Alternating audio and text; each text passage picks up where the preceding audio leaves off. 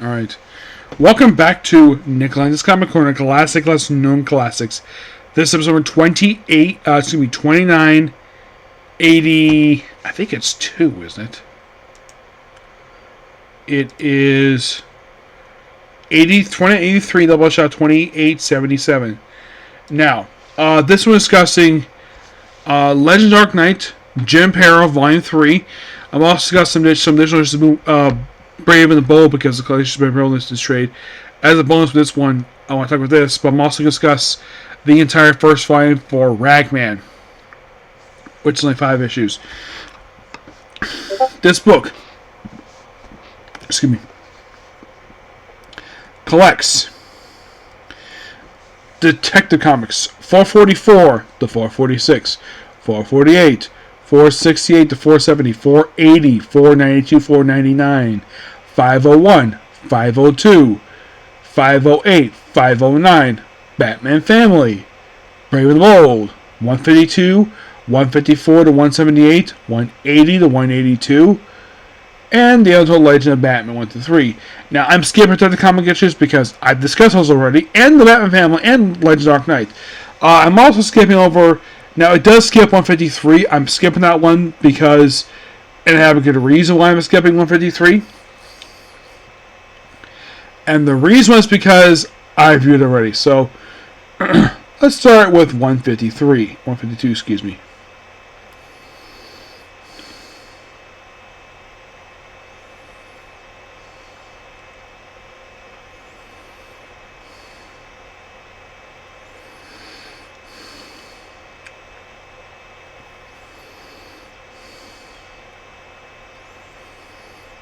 .152, where he teams up with Ray Palmer, the Atom.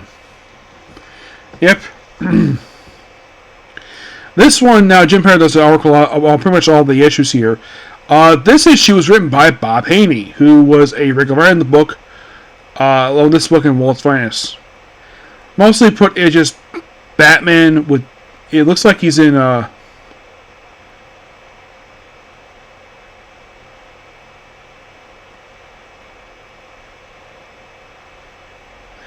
he's basically in a plane, but basically the plane gets shot down.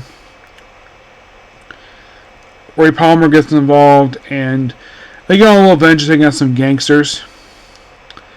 Now, skipping 153 because, well, I discussed it already. I think I discussed that in another review. For 154, yeah, Batman team up with Metamorpho. Yep. And does Bob Haney this one? He does. For good reason. He created Metamorpho, so of course basically feature him. So, mostly we have Batman, a bunch of gangsters.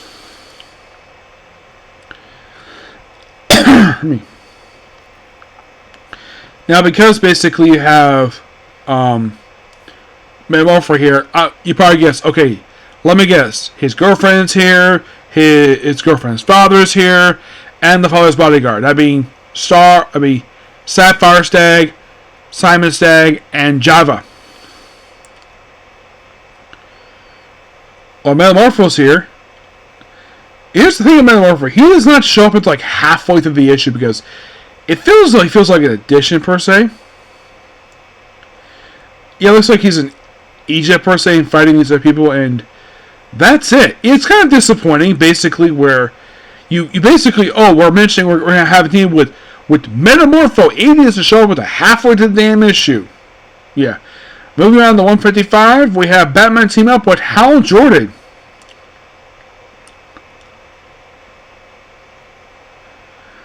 And of course, there's a quest for the Guardians. Really, this is a really fun issue. And then we have, well, now we're moving over to the issues outside of the main trade here. That being first with 156.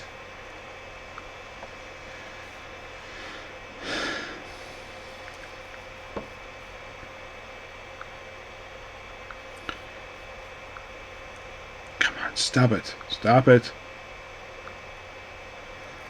Oh my freaking god.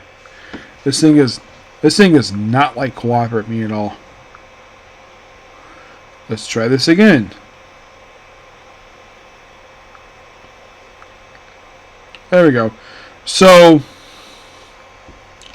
yeah, this one, Batman teams up with Dr. Fate. Yep. Now, this one's not done. Now, the cover is done by Jim Perry. He does not do the interior. Oh, no. This is done by Don Newton, and Bob Smith does the artwork, with Carrie Burkett on the writing duties. So, mostly put, unlike in the case of the other ones, basically felt like that, in the case of Metamorpho, I feel like he was like a guest star in a Batman story. This one, you have Batman working alongside Jim Gordon to solve like a little mystery involving like some writing on a wall, and Jim Gordon attempted to shoot him, but they also involve Dr. Fate as well, which really cool issue, and of course battling a demon. Yeah, good stuff here.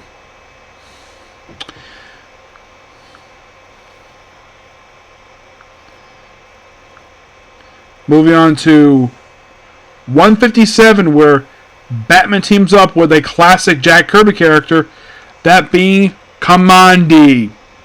Yep. Just like in the case of Superman, he did team with him too.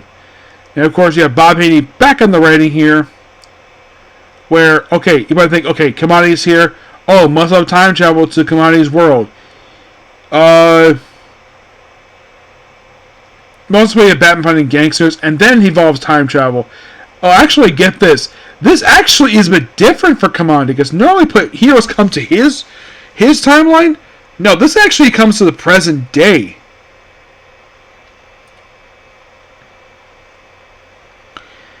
And he helps out Batman throughout this issue, and then he just... Then he goes back home, and then they move on to issue 158, where Batman teams up with Wonder Woman! And, of course, this issue was written by Jerry Conway. I think he was writing the book. I think he had previously written the character, so makes total sense. Apparently, this book was also co-written by Jerry Conway's wife, Carla Conway. Interesting. Now, and I do like this. Conway does this better than Bob Haney. At least the character is featured at the beginning of the freaking issue, not pop up halfway to the freaking book, which, yeah. I mean, I love this. And then, for 159, you have Batman team up with Ra's al Ghul. You know, the man who's the father of one of Batman's love interests, and the grandfather of his son. Yeah, his son's grandpa. Yep.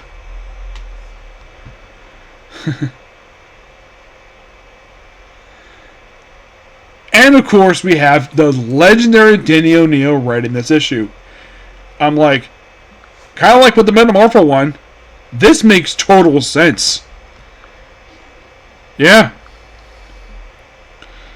Why, you might ask? Well, here's the reason why it makes total sense. Because Denny helped create him. It is interesting, though, they don't have Neil Adams in the story. But my guess is DC didn't always want to have these two. Well, because from what I've heard about their relationship, they never actually interacted in person. Not really. I found that interesting. Because that's a strange way to have chemistry on a book. I mean, of all people for Batman to team up with.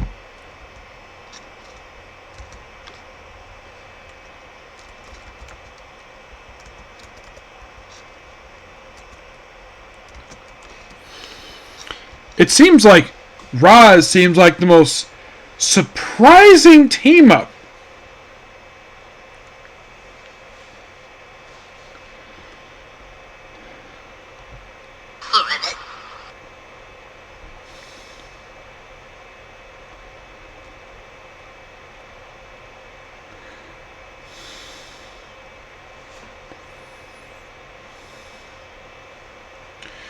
And so Formula, and of course Talia's here, because of course she is.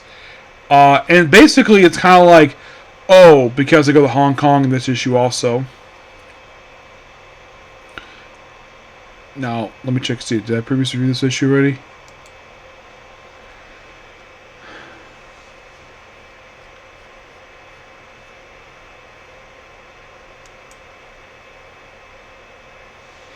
This issue feels like just another part of the Demon Saga when it comes to Batman versus Ra's al Ghul. Yeah, that's what this issue feels like. Yeah. Oh, yeah, in terms of 259, I actually have reviewed before. So, going straight to 160, where Batman teams up with Supergirl. Yep, you have Carrie Burke on the writing here, where they take on Colonel Salpeter. I think he's the enemy of, like, Supergirl.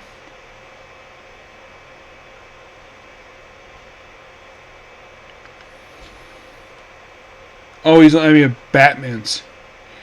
And Danny Neal created this guy, but yet for some reason, like, yeah. And apparently this book also features something called a bar called Paul's and the Levitt's Apartment Company. Yeah. Moving to the 161 where Adam Strange teams up with Batman.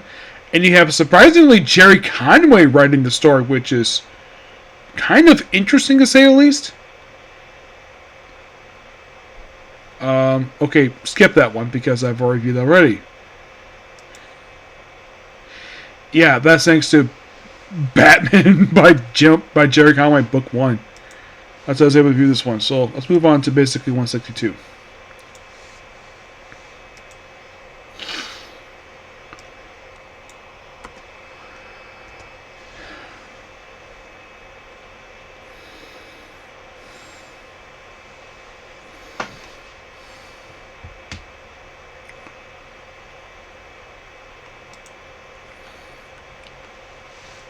And basically it's all about Adam Strange framed for murder. And, yeah. It seems kind of fascinating to have Adam Strange end up in all places Gotham City. Yeah, it seems quite strange, but it kind of makes sense. Now here's a fun issue right here. We have Batman team up with Sergeant Rock.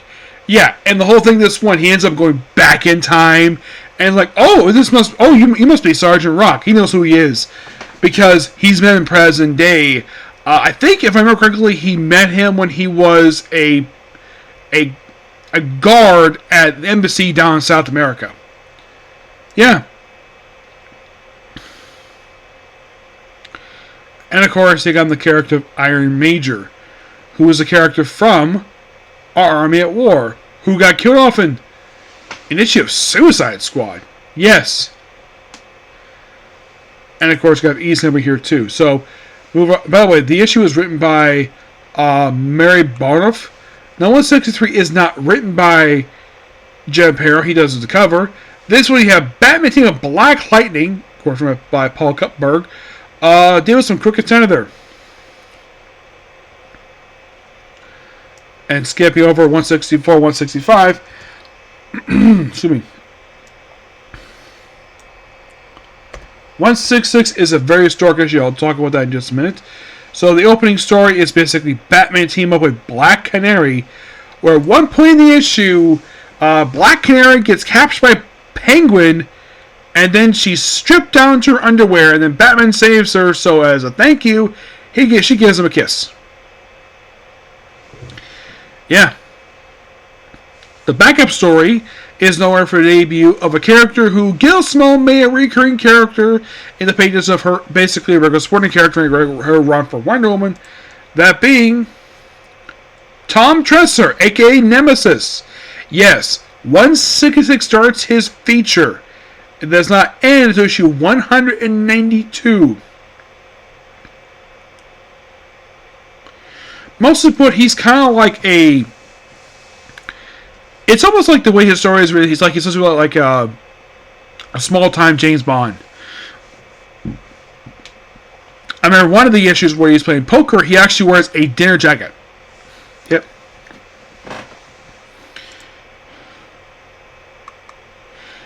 And I always find it so fast. Now, here's the weird thing related to... By the way, Carrie Brooker does the opening story, while the backups that he does, the artwork by Dick Sprinkle does the inking. The opening story is by Michael Fisher. Dick Giordano does the artwork. Moving on to 167. Or Batman teams with Blackhawk. I'm like, that's cool. And once again, he does some time traveling. I'm like, that is so cool. And then basically, in the back of this one, we learn Nemesis' backstory. Oh, by the way, 167. Once again, Jim Aparo does the cover art, but he does not do the interior. This is written by Marv Wolfman and Dave Cockrum on the artwork. Still no creative change for that one. Then we have move over to 168 where Batman teams up with Black Canary's boyfriend, Green Arrow. Okay, Kerry Buckerbuck in writing here. To take on some thugs. And then of course basically more info about murder. And then basically 169 Batman teams up with Zatanna to take on some criminals who surprisingly do with magic. And this is by Mike W. Burr, which is interesting to say the least. Yes, and the backup story features the first appearance of a group known as the Council. The Council, this was the second group, they became a recurring foe for him throughout his whole feature for the book. They actually made a return recently in an issue of Action Comics.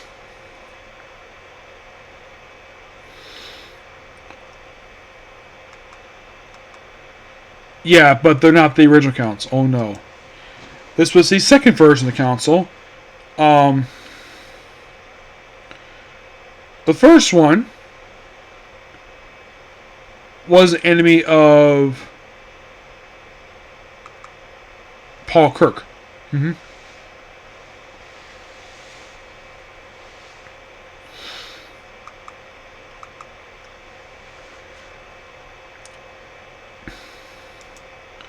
Moving on to 170. This one here features the first of two team-ups between Batman and Nemesis. Yep, or Batman gets involved in Nemesis feature. And my guess is probably the reason why they did this at this point, because he's had like 3 backup stories, so why not have a team of Batman? Like, okay, cool. Surprisingly, I think this was the one time basically he would do the artwork for this one. And then basically with next issue, Batman teams up with Scalp Hunter. Yeah, and I think this issue I have front story. Yeah, I have discussed this one already in. So I'm going to add that list right, because this one, yeah, the opening story I had discussed this already in. Well, Batman King Tut's 2. And Tales Batman Jerry Conway.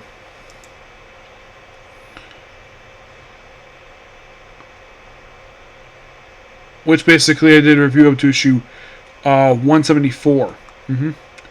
So I can just talk about the backup story of this one. So, Double or Nothing. This is the one where he goes to the casino, which reminded me a lot of Casino Royale in this issue and the following issue. And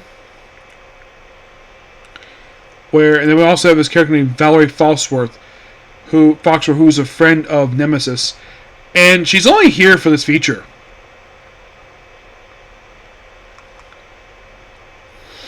She debuted in 171. She's here for the remainder of the feature.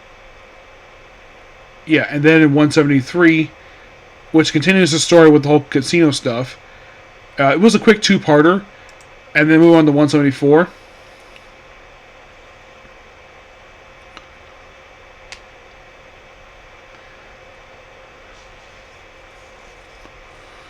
And of course, Valley puts up Harm's Way in the 174. And then move on to 175, which finally I'm back basically talking about the opening story of this book. With Jim Aparo doing the artwork. And this is a very interesting one. We have Batman teaming up with the future wife of Superman to take on Metallo. Well, though this one here is the... I believe this is the one that... Yeah, this is the Bronze Age one. This is Roger Corbin. He is the brother of John Corbin. I'm sure the name itself, Roger Corbin, I'm sure that's probably a nod to producer Roger Corman. Yeah.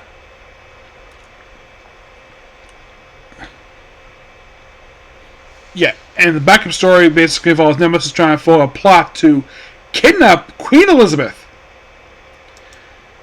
In 176, Batman teams up with Swamp Thing. A book written by Martin Prisco. Which I think this was probably like the first time I could think of these two ever teamed up for a story. Of course, also, when I think of these two team up, I think of that really funny issue for Batman, I think it was like Volume 3, number 23. Whoever's issue not done by David Finch. It was a funny issue. You have Swamp Thing in the Batmobile. I thought that was funny. Yeah, and this issue also did feature the sole appearance of pre-Flash, pre-Crisis version of Selina's sister, Felicia Kyle. Yeah, here's the thing with Felicia Kyle. Okay, so they later retconned that this character didn't exist after Crisis is replaced with Maggie.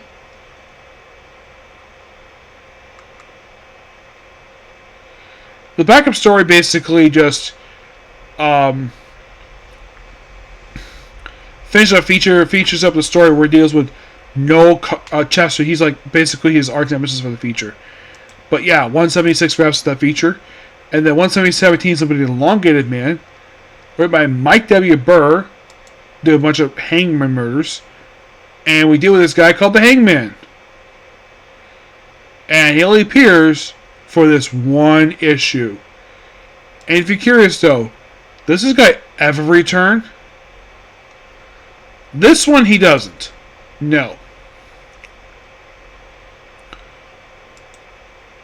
This one is just a basic Batman villain. He's not the only one. There's also Hooded Hangman. Yes, Hooded Hangman, who debuted in the 60s, and he appeared a few times. But the Hangman name has been used a few times over the years. The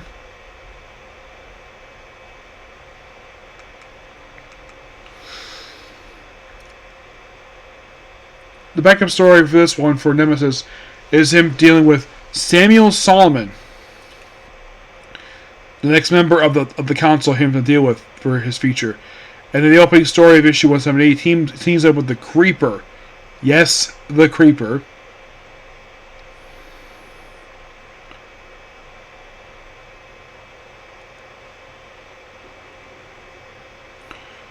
To take on Clayton Whiteley.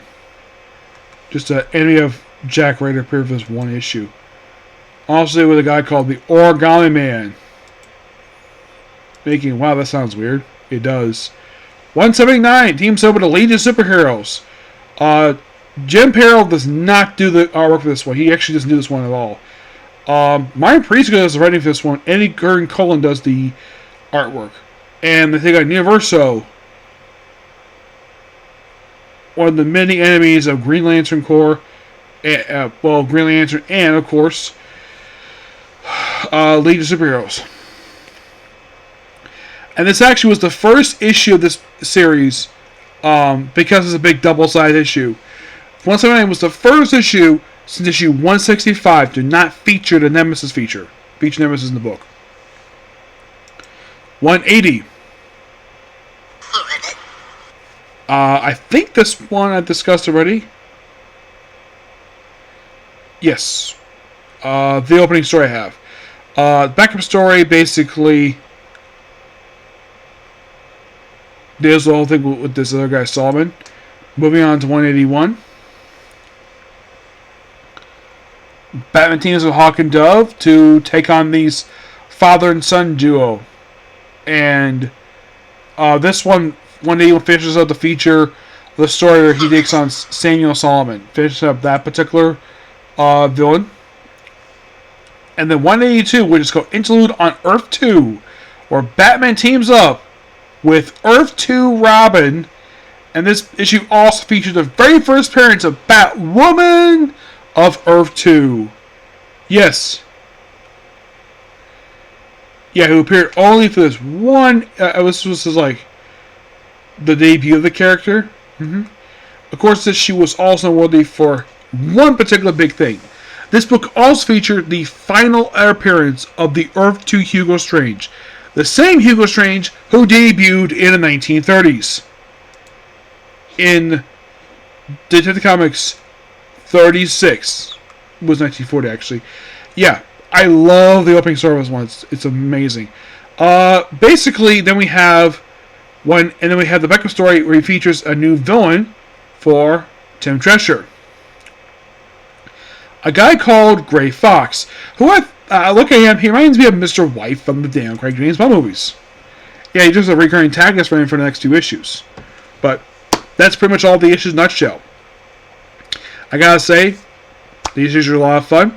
I give the Legend of Dark Knight by Jim Aparo a 10 out of 10, along with giving the issues that are not collected in the book also a 10 out of 10. Next up we have is Ragman.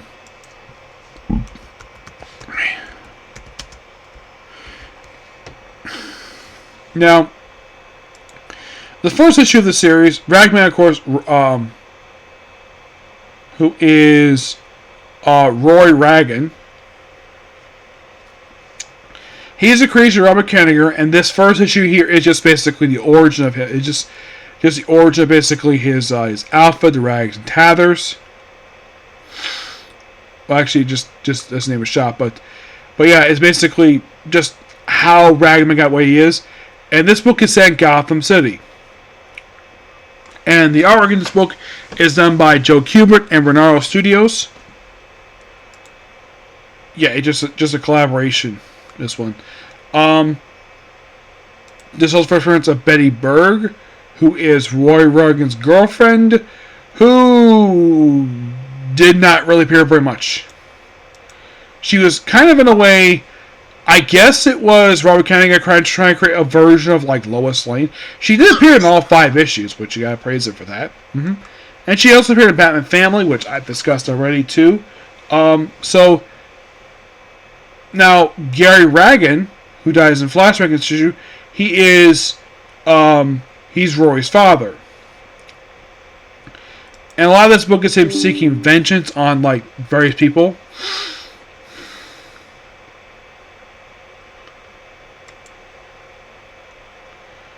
Yeah.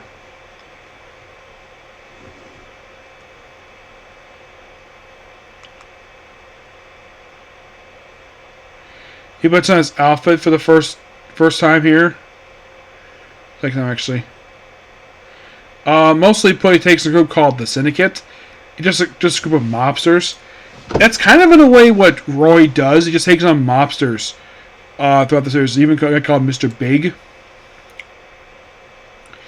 Issue 4, and of course they think he's like a threat to the city. And he takes on Mr. Stubborn. Yeah, and he's trying to be a hero, but now everybody's trusting of him. And then we have the final issue where he just takes on more members of the Syndicate, and then the book got canceled. Yeah. Apparently it was canceled due to the comic implosion. But it is a good book per se. It's a good read.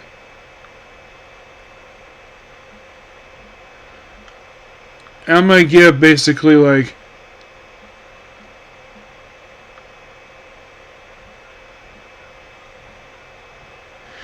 I'm going to give basically this short-lived book a 9 out of 10. Very interesting book for Ragman.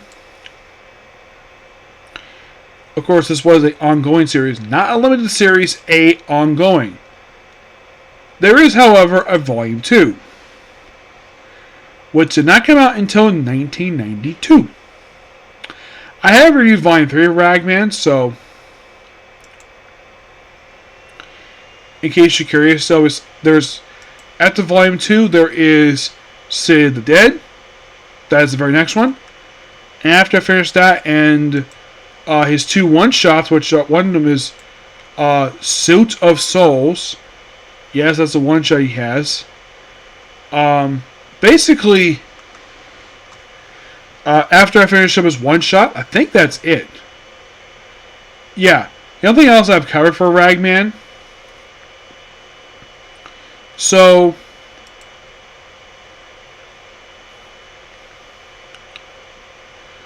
basically, like, this is the first volume for it. So you just have one volume, a one-side miniseries, a one-shot, and that's it for Ragman. He's a very interesting character. I kind of picked him the cover to replace Man-Bat, mainly because, Well, aside from Detective Comics and Batman World's Finest, this is like the only technically Bat book left to go. Because he's in Gotham City, so I figured, why not? But he's more of a supernaturalist character. He's one of like two I could think of based in Gotham City. The other being the Spectre. But the Spectre doesn't interact with Batman very much. Ragman does.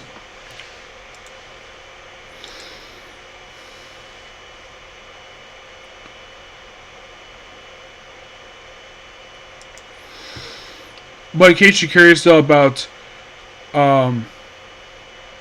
pre-Crisis Ragman, like, did he just appear in this one ongoing series? No. He also appeared in an issue of Batman Family, which was actually his very next appearance. He also appeared in an issue of Incorporated, Swamp Thing. He appeared in an issue of Red Tornado from the 80s, one of his later appearances he made.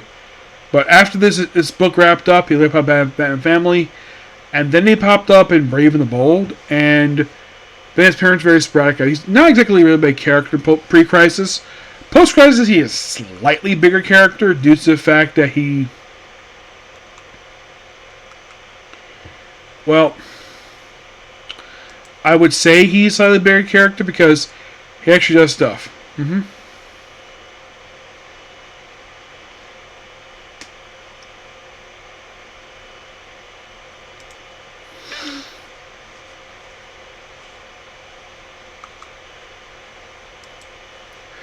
And I'll talk more about Ragman in their point. But yeah, that's going to be pretty much that particular review. Please be sure to like, comment, subscribe, turn notifications, and do this. Like, I thought I'd have time one more, but it's going to kind of late. I have to get up in the morning. So I'll do this next video tomorrow. Bye.